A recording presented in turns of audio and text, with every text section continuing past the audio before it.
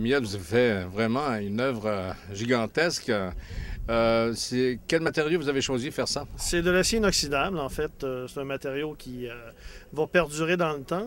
Pour célébrer 150 ans d'histoire, il faut tout d'abord, comment dire, s'imprégner de l'histoire, mais aussi prétendre qu'on va faire partie de l'histoire. Donc, d'une certaine façon, d'avoir une œuvre qui soit d'une durabilité qui soit déjà appréciable et appréciée. Donc, c'est un choix de matériau qui est justifié aussi au niveau structurel. Alors, voilà pour le matériau. Pour ce qui est du langage, finalement, de l'artiste à travers cette pièce-là, qu'est-ce que vous vouliez signifier? L'homme dans sa complète mesure, si je peux dire? Ah, mon Dieu, non, c'est plus un, comment dire, un hommage, comment dire, au développement de Saint-Hubert, de l'arrondissement de Saint-Hubert, qui a quand même des racines profondes dans l'histoire de Longueuil, mais qui est aussi dans les voiles au niveau économique, au niveau culturel, au niveau politique, au niveau social. Donc, un milieu qui a une qualité de vie qui est assez extraordinaire aussi. Et c'est à la fois, quelque part, un clin d'œil aussi à la nature environnante de l'œuvre, puisqu'elle s'intègre ici au Parc de la Cité, sur la terrasse du 150e.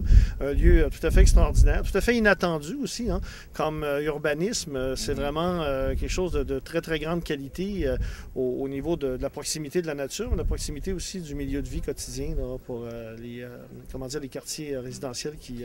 Je vous posais cette question-là parce que j'ai comme l'impression, quand je regarde ça, de voir un homme dans le parc ou un être dans le parc. C'est un peu dans ce sens-là qui était ma question.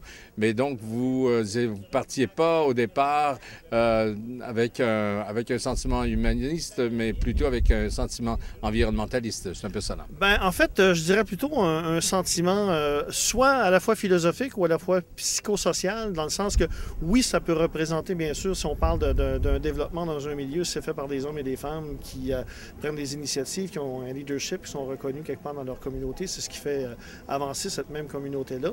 Mais mon propos n'est pas figuratif initialement, bien qu'il soit à la fois imprégné quand même de l'élan, je dirais, humain, de pouvoir participer activement au développement, tout simplement.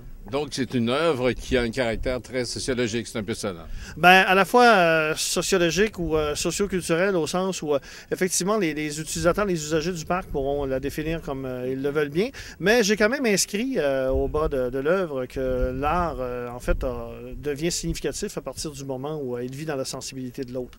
Donc, dans ces conditions-là, ben, il se doit d'être public et ici, on est bien servi parce qu'il y a une foule de gens qui font une foule d'activités ici, que ce soit de la randonnée pédestre, que ce soit du tai chi, enfin, ski de fond l'hiver, embarcation sur les étangs en été. Alors, il y a vraiment une proximité, la possibilité de rendre possible la proximité entre des utilisateurs d'un parc nature et de se retrouver avec des éléments culturels, des éléments de culture, des éléments qui les représentent d'une certaine façon dans leur développement, dans leur énergie, quoi.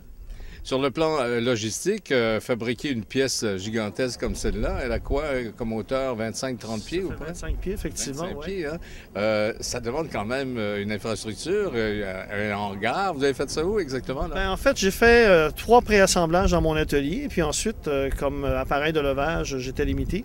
Alors, j'ai loué un atelier pour faire l'assemblage final et la finition. Et ensuite, ben, en fait, c'est la grue, le transport et l'installation. Mais c'est des procédés de travail qui sont vraiment industriels. Donc, moi, je fais appel à mes connaissances des milieux industriels pour supporter mon processus de création parce qu'on peut faire une maquette qui fait 12 pouces, mais quand on la multiplie par 25, on se retrouve avec d'autres situations, d'autres problématiques au niveau engineering, au niveau design, au niveau structurel. Alors, toute cette portion-là de travail est faite aussi avec des gens qui m'épaulent par leurs connaissances, qui viennent un peu supporter comment dire, mes folies, quoi. C'est ce que j'allais vous dire. Parlant de folie, évidemment, ça demande des investissements. C'est quoi comme investissement en matériaux et en temps? Ben, écoutez, en matériaux, c'est je pense que c'est 17 000 de matériaux.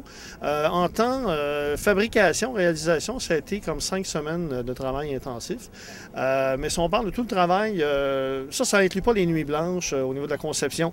C'est à partir du moment où on voit les lieux et on s'imprègne des lieux et on réfléchit à ce que pourrait être l'œuvre qui prendra place. C'est une période de novembre à aller à février, parce qu'on a comme convenu en février que je ferai le projet. OK. Alors, ensuite de ça, toute la mise en place, négociation de contrat et... Parlant de contrat, vous avez eu une subvention du Conseil des arts ou de la Ville? non, en fait, ici, c'est un budget qui était... On peut savoir désigné combien? par la On peut Ville. savoir combien? C'est trop modeste pour en parler, vraiment. Pour ce que vous avez comme œuvre, le budget est franchement trop modeste. Merci beaucoup. Bienvenue, au plaisir.